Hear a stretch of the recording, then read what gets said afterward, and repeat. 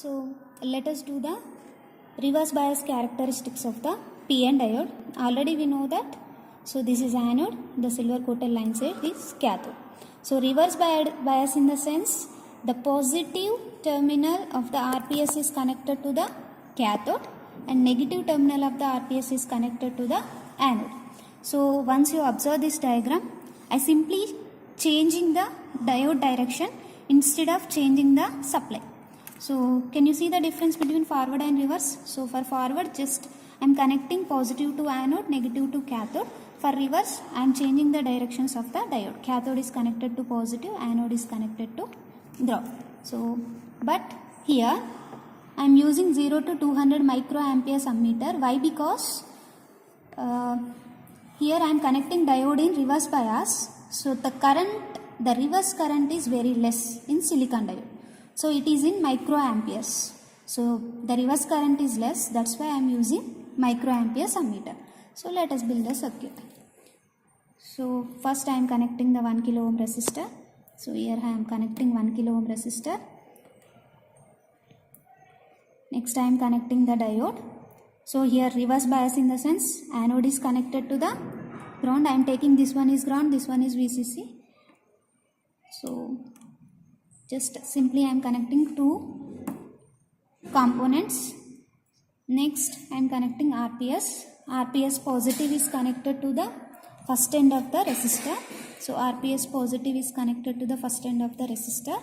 RPS negative is connected to the ground. These are in same horizontal line. These are in same vertical line. Once you observe, these are in same vertical line. These are in same horizontal line. Next I am connecting the ammeter. So here I am using the microamperes ammeter. So ammeter positive is connected to the second end of the resistor, same vertical line, and ammeter negative is connected to the cathode.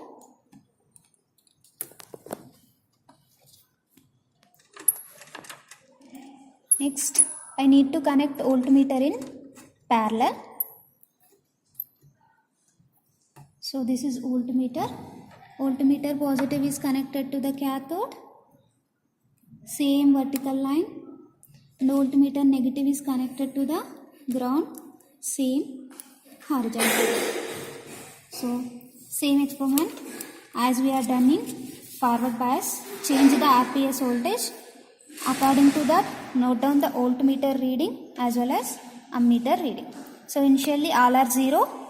So now I am changing the RPS voltage. So 0.2.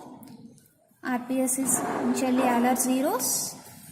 So when RPS is 0.2, my voltmeter reading is 0.14 and I get 12.9 microamperes current. So do the same procedure. So in this experiment, I need to calculate static resistance as well as the dynamic resistance. Static resistance is the ratio of voltage to the current and dynamic resistance is the ratio of change in voltage to the change in current. So I am saying one example. So if you observe the forward bias characteristics, for example, at 0.17 voltage my current is 0. So if you want to calculate the static resistance for this, so voltage is 0.17 and current is 0. Please don't take this value. So if you do the experiment so on, take any another value.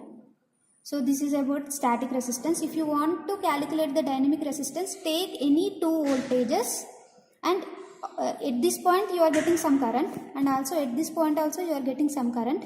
You take the difference between these two voltages and difference between these two currents and the ratio of difference between these two voltages to the ratio of difference between these two currents is dynamic resistance. So this is all about the forward and reverse bias characteristics of the silicon diode. Thank you.